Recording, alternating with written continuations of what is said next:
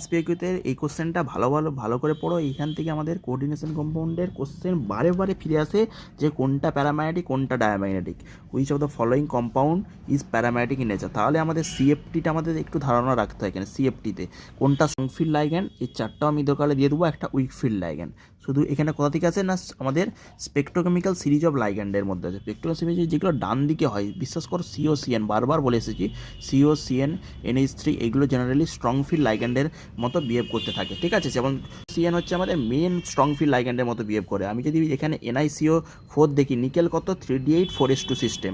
এখানে নিকেলের হচ্ছে আমাদের অক্সিডেশন স্টেট কত 0, কারণ সিও কি আমাদের কার্বন, কি আমাদের এটা কার্বনিল হচ্ছে আমাদের তোমার হচ্ছে নিউট্রাল লাইগ্যান্ড। তাহলে Ni0 মানে কি 3D8 4s2, তাহলে 3D8 4s4p, তাহলে 3D8 4s2 মানে কি এটা, যেহেতু আমাদের CNI কি এই বললাম COCN এইগুলো থাকলে স্ট্রং ফিল্ড লাইগ্যান্ড। মানে স্ট্রং ফিল্ড লাইগ্যান্ড কী করে, এই যে 4s2 যে ইলেকট্রনটাকে নিজের এখানে নিয়ে চলে আসবে, মানে পেয়ার আপ করে দিবে।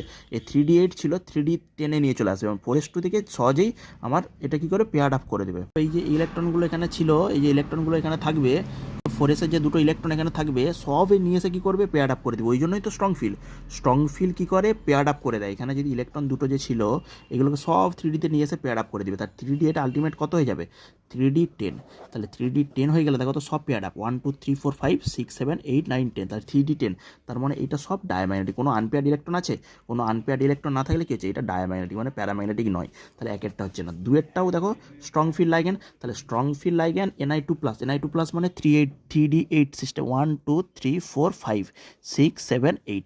এখানে দেখো এই যে দুটো ইলেকট্রন আছে, কিন্তু এই বললাম সায়ানাইড আর CO স্ট্রং ফিল্ড লাইগ্যান্ড, এদের কাজ কি, সব পেয়ার আপ করে দেওয়া, এদের পেয়ার আপ করে দেবে। তার মানে পেয়ার আপ করে দিলে এটা কোথায় চলে যাবে, পেয়ার আপ করে দিলে এটা চলে যাবে দেখো 2 2 4 2 6 2 8, এই কক্ষটা খালি হয়ে যাবে। এটা 4s, এটা 4p, তাহলে DsP2 কনফিগারেশন হয়ে যাবে। এটা DsP2 মানে এখানে কোনো আনপেয়ার্ড ইলেকট্রন থাকবে না। স্ট্রং ফিল্ড থাকলে কোনো আনপেয়ার্ড ইলেকট্রন